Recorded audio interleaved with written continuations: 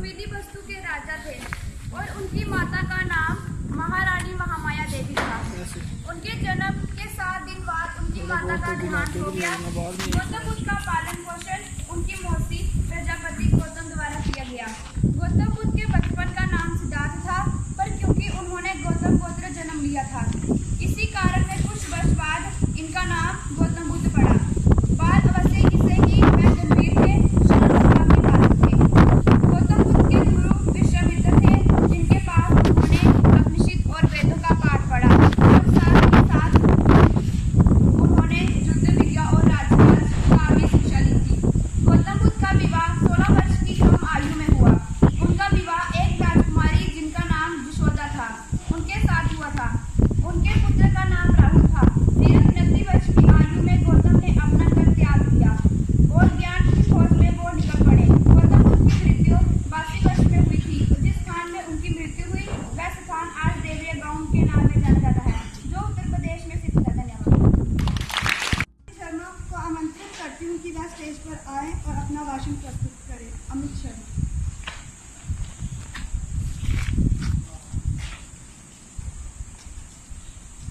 आदरणीय मुख्य अध्यापक तथा मेरे प्यारे भाई और बहनों, मैं अमित कुमार शर्मा कक्षा 10वीं का छात्र आपके सामने भगवान गौतम बुद्ध के अनमोल वचन बोलना चाहता हूँ।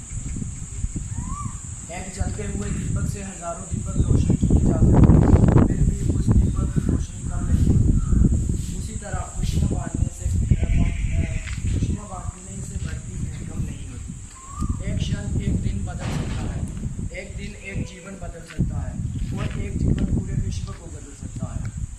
अपने मोक्ष के लिए खुद की कोशिश करें, दूसरों पर निर्भर न रहें। इस संसार में सत्य के अलावा है। सब प्रेम नहीं मांगते, कुछ तुमसे तुम्हारी पीड़ा भी मांगते हैं। मांगने वाला हर व्यक्ति को आमंत्रित करती हूँ कि वह स्टेज पर आए और अपना भाषण प्रस्तुत करें। आदरणीय मुख्य अध्यापक तथा मेरे प्यारे भाइयों और बहनों, मैं सचिन शर्मा कक्षा 10वीं का छात्र आज आपको गौतम बुद्ध के कुछ विचार बताना चाहता हूँ। मैं कहते हैं कि कोई इंसान जैसा सोचता है, उसकी सोच जैसी होती है वह वैसा ही बन जाता है। कोई व्यक्ति बुरी सोच के साथ बोलता या काम करता है, उसे कष्ट ही मिलता है। यदि कोई व्यक्ति शुद्ध विचारों के साथ बोलता या काम करता है तो उसे खुशियाँ मिलती हैं और ये खुशी उसकी परछाई की तरह उसका साथ कभी नहीं छोड़ती। गौतम बुद्ध कहते हैं, अतीत पर ध्यान मत दो, भविष्य के बारे में मत सोचो, अपने मन को वर्तमान क्षण में केंद्रित करो। इसके माध्यम से बुद्ध कहना चाहते हैं कि हमें आज में जीना चाहिए और उसे ही बेहतर बनाने की कोशिश करनी चाहिए, क्योंकि खुश रहने का सबसे अच्छा तरीका ही है। दूसरों से लड़ाई करने से अच्छा है कि तुम खुद पर जीत हासिल करो, इससे तुम्हें कभी कोई दिक्कत नहीं आएगी और हमेशा जीत तुम्हारी ही रहेगी। अगर तुमने खुद पर जीत हासिल कर ली तो तुम्हें कोई पराजित नहीं कर सकता। बुद्ध कहते हैं कि 3 चीज़ें ज़्यादा देर तक नहीं छिप सकती, सूर्य, चंद्रमा और सत्य। अगर आपने कोई गलती कर दी है और उसे छिपाने के लिए झूठ बोल रहे हो तो याद रखें कि सत्य ज़्यादा देर तक नहीं छिप नहीं पाएगा। आपके पास जो कुछ भी है उसे दूसरों के सामने बड़ा चढ़ा कर मत बताइए और ना ही दूसरों से ईर्ष्या कीजिए। जो दूसरों से ईर्ष्या करता है उसे मन की शांति नहीं मिलती। धन्यवाद। शर्मा को आमंत्रित करती हूँ कि वह स्टेज पर आए और अपना भाषण प्रस्तुत करें। दीपाली शर्मा। आदरणीय मुख्य अध्यापक व अध्यापकगण तथा मेरे प्यारे भाई और बहनों, मैं रूपाली शर्मा कक्षा 10वीं की छात्रा आपके सामने स्पीच बोलना चाहती हूँ। गौतम बुद्ध का जन्म 6वीं शताब्दी 563 ईसा पूर्व में नेपाल में हुआ था। बुद्ध बनने से पहले उन्हें सिद्धार्थ कहा जाता था। उनके पिता का नाम सुधोधन था, जो कपिल वस्तु राज्य के शासक थे। उनकी माता का नाम माया देवी था। ये सिद्धार्थ के जन्म के कुछ बाद मर गए। उनका पालन पोषण बड़े ही लाड प्यार से उनकी भी माता गौतमी ने किया था। वे बचपन से ही बाकी बच्चों से काफ़ी अलग थे। वे दुनिया के सभी ऐशो आराम के साथ एक सुंदर महल में रहते थे, लेकिन उनके पिता परेशान थे क्योंकि उनका व्यवहार अन्य राजकुमारों की तरह नहीं था।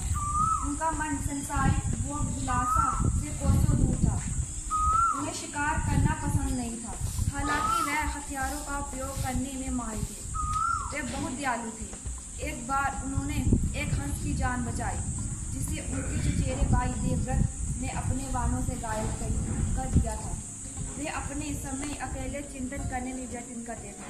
कभी कभी एक पेड़ के नीचे ध्यान से बैठकर मृत्यु और जीवन के सवालों पर विचार करते रहते थे।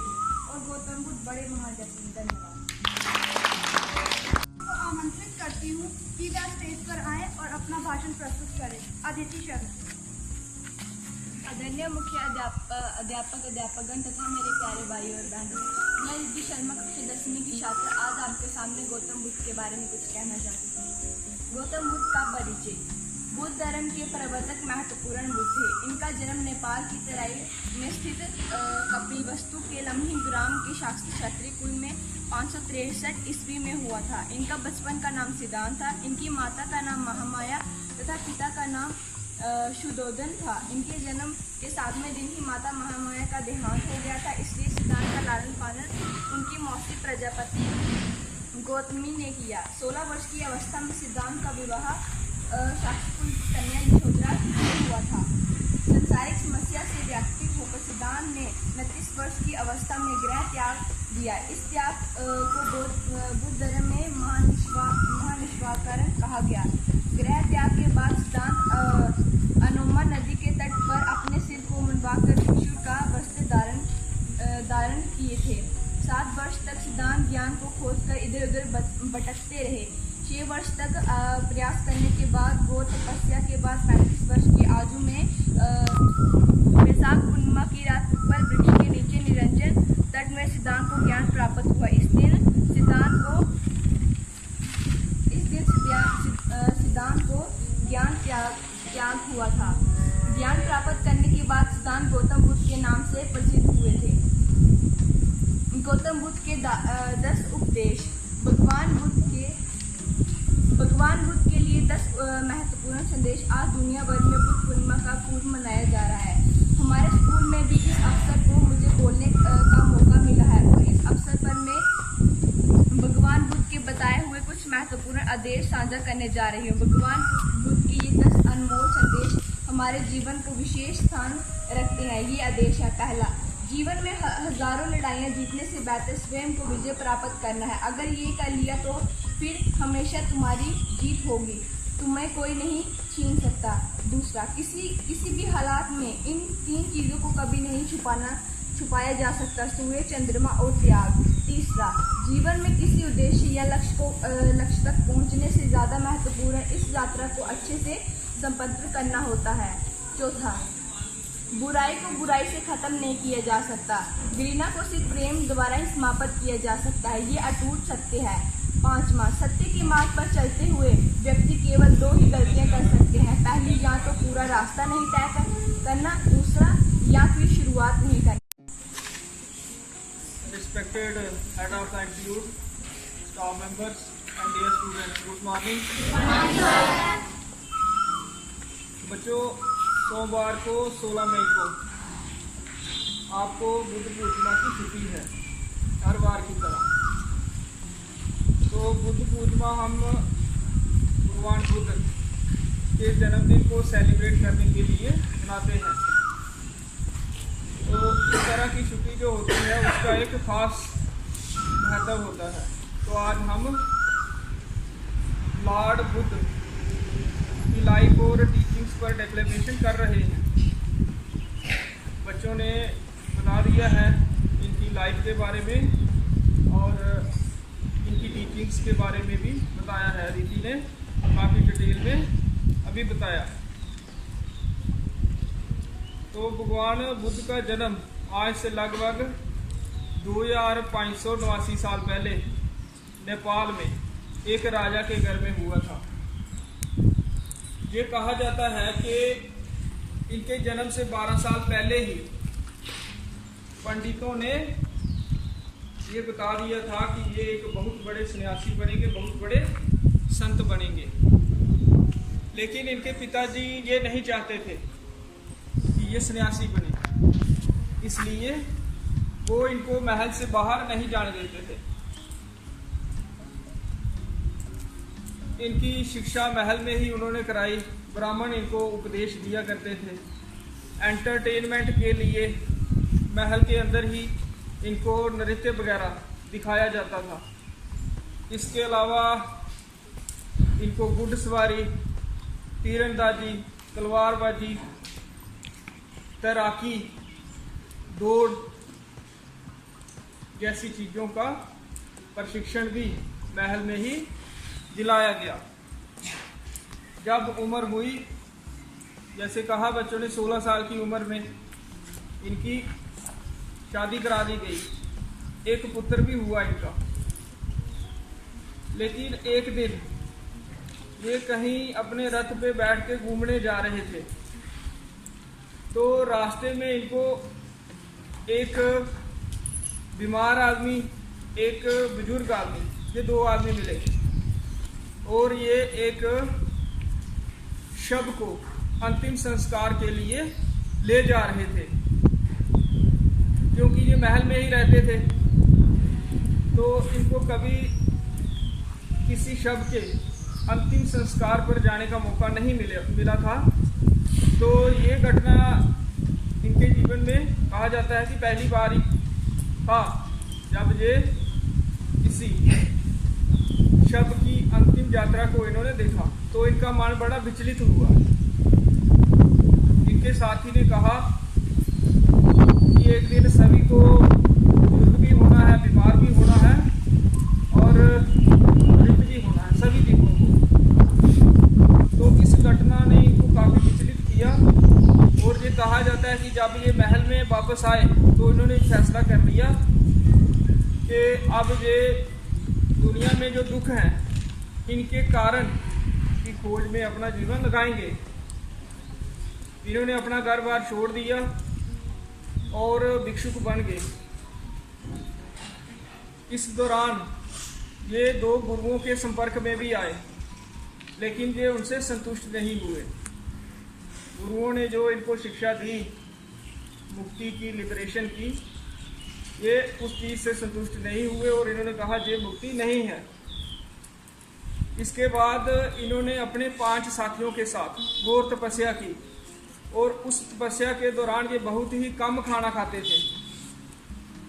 ये कहा जाता है कि ये प्रतिदिन चावल का एक ही दाना खाते थे। आज के टाइम में ऐसी कल्पना करना भी पॉसिबल नहीं है कि कोई 5-6 साल एक ही चावल के दाने पर जीवित रहे, तो इसकी पुष्टि नहीं हो सकती। ठीक है, आज के युग में on the basis of science, लेकिन ये लिखा हुआ है लिटरेचर में कि एक ही चावल का दाना खाते थे। हो सकता है खाते हो कुछ फल फ्रूट या दूध वगैरह कुछ लेते हों, और उस समय ये बहुत ही कमज़ोर हो गए। कहा जाता है कि सिर्फ हड्डियों का ढांचा इनका रह गया था। तो जब ये बहुत ज़्यादा कमज़ोर हो गए तो इन्होंने कहा कि इस तरीके से भी मुझे मुक्ति नहीं मिलेगी, एनलाइटनमेंट मेरी नहीं होगी। फिर इन्होंने अपने उन 5 साथियों को छोड़ दिया जिनके साथ ये कम खाना खाकर जीवन व्यतीत कर रहे थे, और इन्होंने भरपेट खाना खाया। दोबारा इनकी एनर्जी वापस आई। ठीक है, शरीर में थोड़ा वेट बढ़ा। फिर एक दिन इन्होंने, जैसे दीदी ने बताया, कि स्नान करके एक वृक्ष के नीचे ये बैठ गए, और कहा जाता है लगभग 6 दिन ये बैठे रहे ध्यान में। 6 दिनों के बाद जब ये इन्होंने जब आंखें खोली तो इनकी एनलाइटनमेंट हो गई थी, इनका ज्ञान उदय हो गया था।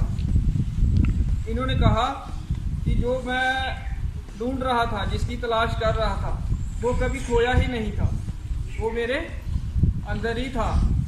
जो भी ज्ञान या जो भी जिस चीज़ की ये तलाश कर रहे थे, इन्होंने कहा मेरे अंदर ही था। उसके बाद इन्होंने लगभग 45 साल तक पूरे भारत के लोगों को शिक्षा दी। तो इनकी शिक्षा में प्रमुख रूप से 8 फोल्ड पाथ ऑफ लिबरेशन है। 8 सिद्धांत हैं जिनका अनुसरण करके हम अपना जीवन खुशहाल बना सकते हैं। Number 1, right view. ये मैंने पहले भी कई बार आपको बताया हुआ है क्लास में भी। Number 2, right aspiration. Number 3, right speech. Number 4, right action. Number 5, right livelihood. Number 6, right effort. Number 7, right mindfulness. और नंबर 8, राइट कंसंट्रेशन। सबसे पहले राइट व्यू।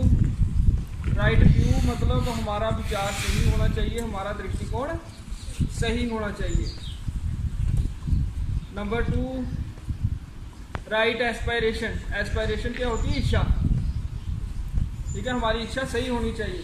फॉर एग्जांपल, अगर कोई बच्चा बड़ा होकर डीसी बनना चाहता है और वो समाज की सेवा करना चाहता है, जनता की सेवा करना चाहता है अगर, तो तब उसकी जो एस्पायरेशन सही है। अगर वो डीसी सिर्फ इसलिए बनना चाहता है कि उसको एक एसी रूम मिलेगा, काम करने के लिए सबॉर्डिनेट्स मिलेंगे, ठीक है, लोगों पर वो हुक्म चलाएगा, तब उसकी जो एस्पायरेशन गलत हो जाती है। तो भगवान बुद्ध ने कहा है एस्पायरेशन इंसान की सही होनी चाहिए। उसके बाद राइट स्पीच मतलब स्पीच होता है बोलना, हमारी बोलती सही होनी चाहिए। बड़ों को आदर पूर्वक हमें बुलाना चाहिए, छोटों को स्नेह पूर्वक, और कभी भी ऐसी बात नहीं करनी चाहिए जिससे किसी की भावना को ठेस पहुंचे। नेक्स्ट है राइट एक्शन। राइट मीन्स सही, ठीक है, सही एक्शन। एक्शन मीन्स कार्य, काम, कृत। हमारा काम सही होना चाहिए। जैसे स्कूल में और घर में अगर हम सफाई करने में अपना योगदान दे रहे हैं तो ये एक अच्छा कार्य है, ऐसे कार्य हमें करना चाहिए।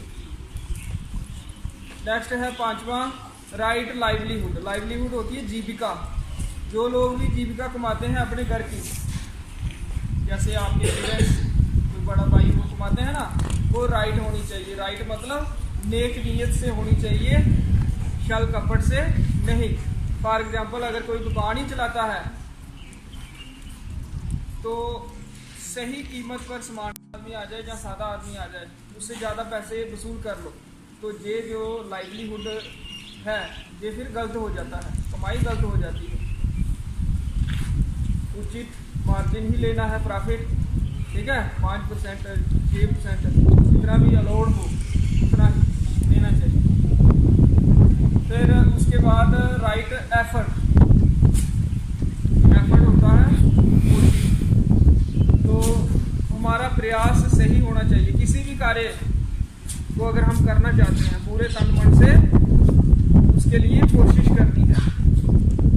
ये कर्तव्य है, कोशिश करने वालों की कभी हार नहीं होती। हमें कोशिश करनी चाहिए, मंजिल मिले या ना मिले ये तो मुकद्दर की बात है, हम कोशिश ही ना करें ये गलत बात है। एक शेर भी है, ठीक है, तो राइट एफर्ट होना चाहिए।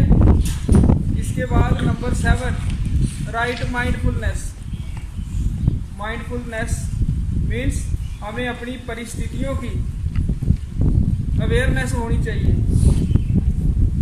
क्या अपॉर्चुनिटीज अवेलेबल हैं, क्या रिसोर्सेस अवेलेबल हैं आपके संदर्भ में, कंपटीशन लेवल कितना है, ये आपको पता होना चाहिए, ठीक है ना। ये होती है राइट माइंडफुलनेस, अपनी परिस्थितियों की अवेयरनेस। ये सारी शिक्षाएं उस जमाने में लॉर्ड बुद्ध ने दी थी, जो आज भी उतनी ही रेलेवेंट है। और अंतिम इस 8-fold पाथ ऑफ लिबरेशन में जो टीचिंग है वो है राइट कंसंट्रेशन। कंसंट्रेशन होता है एकाग्रता। हमारा मन एकाग्र होना चाहिए, चंचल नहीं। चंचल मन वो होता है कभी इधर कभी उधर, कभी ये काम स्टार्ट किया 2 दिन के बाद छोड़ दिया, ठीक है, किसी और एक्टिविटी में मन फिर जिसका चला जाए उसका मन चंचल होता है, तो वो फिर कामयाबी के चांसेस कम हो जाते हैं। अगर आपने कोई गोल बनाया, प्लान फेल हो गया, ठीक है, नहीं चला, तो आपने गोल नहीं छोड़ना, फिर प्लान बी पर आना है, प्लान चेंज करना है, प्लान सी, ठीक है। पूरी कोशिश करनी है। फिर भी अगर नहीं होता है तो फिर कभी कभी करना भी पड़ता है चेंज अपना गोल, लेकिन ये नहीं रोज रोज नहीं, पहले सोच समझ के फैसला लेना चाहिए, ठीक है। अपनी परिस्थितियों को देखते हुए, रिसोर्सेज है, कैपेबिलिटी है, अगर ले लिया डिसीजन फिर कोशिश पूरी करनी। तो ये थे उनके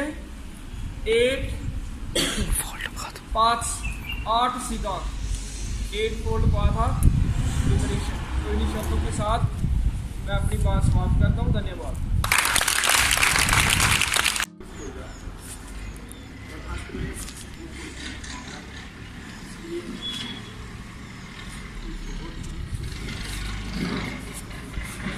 करोड़ों लोग जो है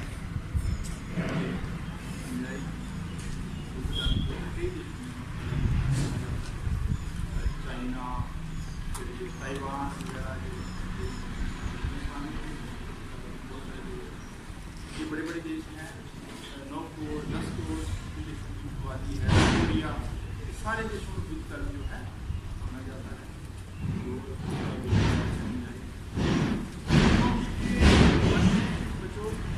प्रश्न ये जैसे बताया जब ये इनको बाहर जाने का मौका मिला कि क्या बूढ़े होने से बचा जा सकता है, क्या बीमार होने से बचा जा सकता है, और क्या मरने से बचा जा सकता है। ये सारे प्रश्न इनके मन में थे। और भी दुनिया में जितने भी दुख हैं, क्या इनसे बचा जा सकता है। और इन प्रश्नों का उत्तर जो है खोजने के लिए सालों साल ही जो है घर से निकल के और घूमते रहे। कई लोगों से इन्होंने इन प्रश्नों के उत्तर मांगे, कई कहते हैं 7 साल तक अंत में अपने अंदर ही इनको इन प्रश्नों के उत्तर मिले। उन्होंने 2 चरण और अंत में वो बोधि ट्री आज भी है, कहते हैं कि बोध गया में इसके नीचे इनको ज्ञान अपनी हुई और अंत में इनको उन प्रश्नों के उत्तर मिले। सबसे बड़ा इन्होंने जो है लोगों को बताया कि इच्छाएं और मोह जो है यही दुख का कारण है। जितने भी दुख हैं हमारे मन में जो इच्छाएं उत्पन्न होती है, जब मोह एक दूसरे से इसी से होता है। और उसके बाद लोगों ने जब पूछा कि इसका सोल्यूशन क्या है, तो ये 8 फोल्ड जैसे ये इन्होंने मैंने आपको बताया है, इन्होंने इस तरीके से बताया कि अगर इस तरीके से हम जीवन जिए तो इन दुखों से बचा भी जा सकता है।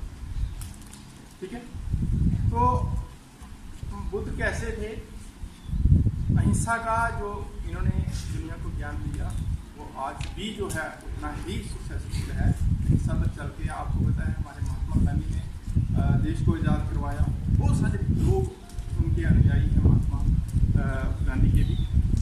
मैं 2 घटनाओं के, बहुत सारी घटनाएं इनकी हमने पढ़ी हैं, सुनी भी हैं।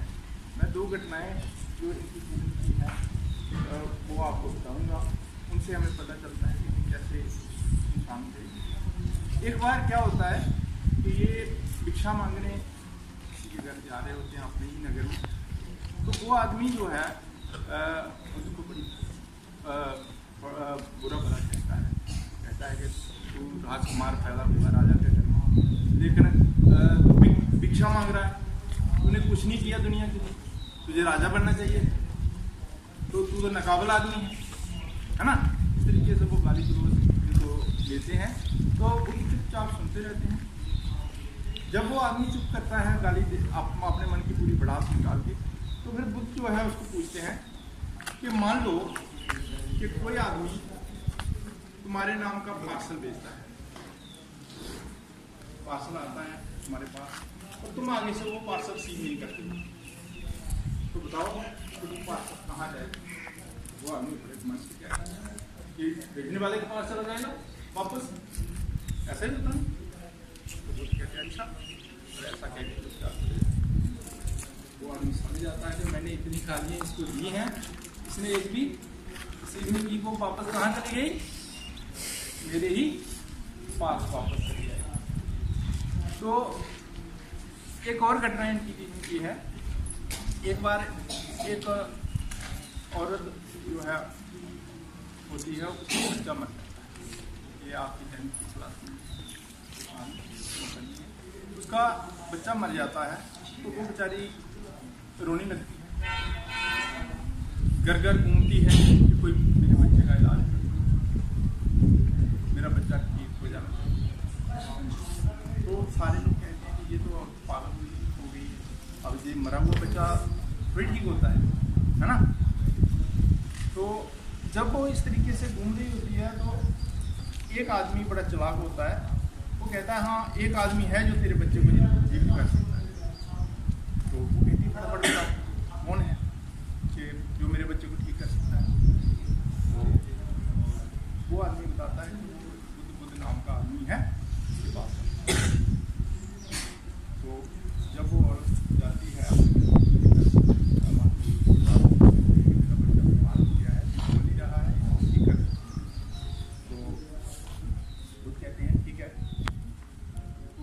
बड़ी मुश्किल से चल पा रहा था सड़क के ऊपर।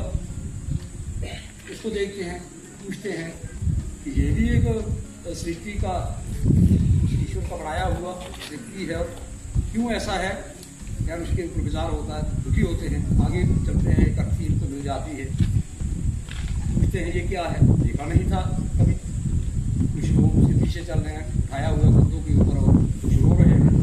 क्या कहते हैं इनको, पता चला कि जो व्यक्ति पैदा होता है वो मरता भी है। आगे चलते हैं, एक इनको सन्यासी मिल जाते हैं जिन्होंने संन्यास धारण किया हुआ है और वो अपनी राह पर चल गए। ये कौन है, ये क्या कर रहा है, तो ये ईश्वर की गोद में है, इन दुखों का अंत ढूंढने के लिए घूम रहा है।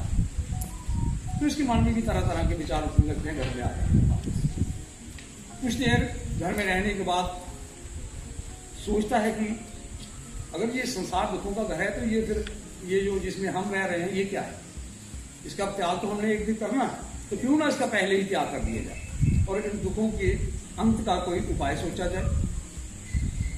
तो वो सोए हुए अपने परिवार को छोड़कर रात को महल से निकल जाते और पहुंचते हैं, जंगल में जाते हैं।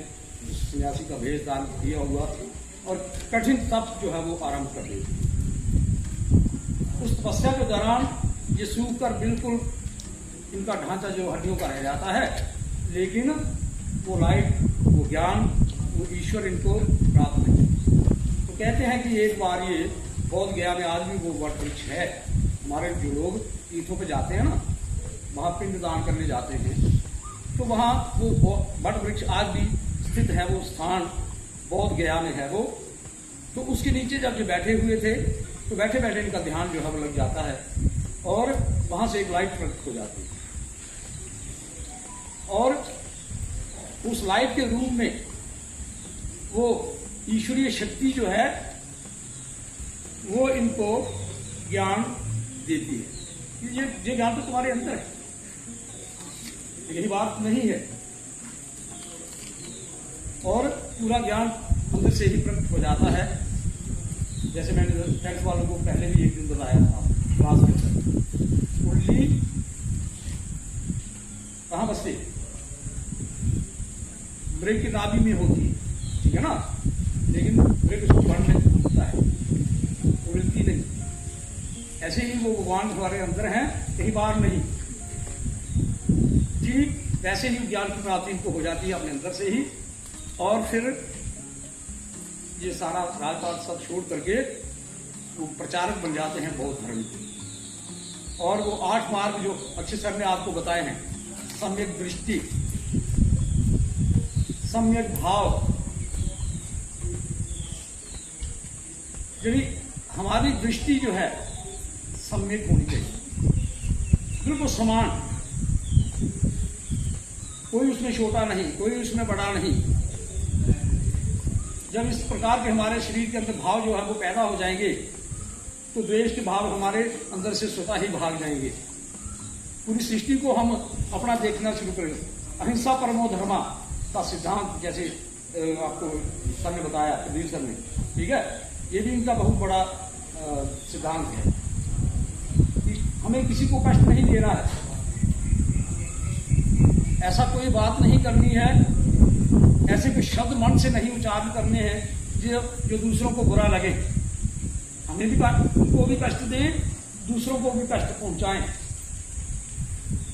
इन सारे चीजों से हमें दूर रहना है और जो धार्मिक आडंबर है उनका परित्याग कर देना है। एक सरल जीवन व्यतीत करना है हमें। एक मानव को मानवता के गुणों से संपन्न होना चाहिए। एक मानव के प्रति क्या कर्तव्य है, कैसे उसका निर्वहन किया जाए, उस सब चीजों को हमने अपनाना है। तभी जाकर के हमें वो निर्वाण प्राप्त होगा जो महात्मा बुद्ध ने कहा है, जिसे निर्वाण भी कहते हैं और उसको मुक्ति भी कहते हैं, परम सुख भी कहते हैं उसको। उसकी प्राप्ति तभी होती है इंसान को जब वो सम्यक ज्ञान उसके अंदर जो है वो आ जाता है उन अष्ट मार्गों के द्वारा। इच्छाओं को, अपनी इच्छाओं का दमन, यानी कि आपकी इच्छा की है कि हमें बैठे हम यहाँ हैं, ध्यान जा रहा है कि हम समोसे खाने चले जाएं, ये वास्तविक हमारा साथ छोड़े और हम अपनी इच्छा से जरा घूमे फिरे, खुली बातें करें। नहीं, जो भी काम करना है अपना, आप यहाँ बैठे हैं, क्लास में बैठे हैं, तो पूरा ध्यान आपका, पूरा फोकस आपका आपके टीचर के ऊपर और आपकी किताबों के ऊपर वो क्या कह रहा है वो तभी आपके दिमाग में बैठेगा।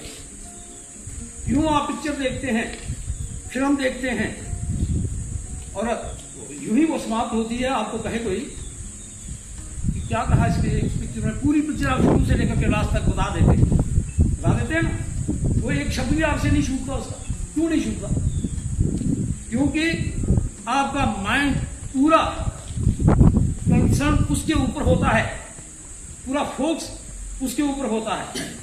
आप आंखों से भी देख रहे हैं, कानों से भी वो चीजें सुन रहे हैं और आगे पीछे उस समय के अगर घर वाले आपको आवाज दें आप तो मारा पड़ जाएंगे। नहीं, हम अपना काम कर रहे हैं, हम ये काम कर रहे हैं।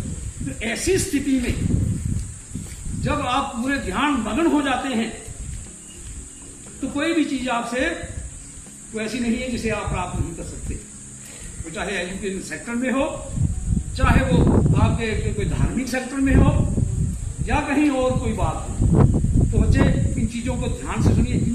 महापुरुषों की जीवनी जब उनका जो दिन हम बढ़ाते हैं, क्यों बढ़ाते हैं? कि उनकी शिक्षाओं को हम ग्रहण करें, उसको जीवन में ढालें, ताकि हमारा जीवन भी एक उच्च स्तर का जीवन बन सके और हम अपने जीवन में बड़े अच्छे ढंग से कामयाब हो। तो इससे ज्यादा मैं कहते हुए मैं यही अपनी वाणी को विराम देता हूँ। जय हिंद, जय भारत।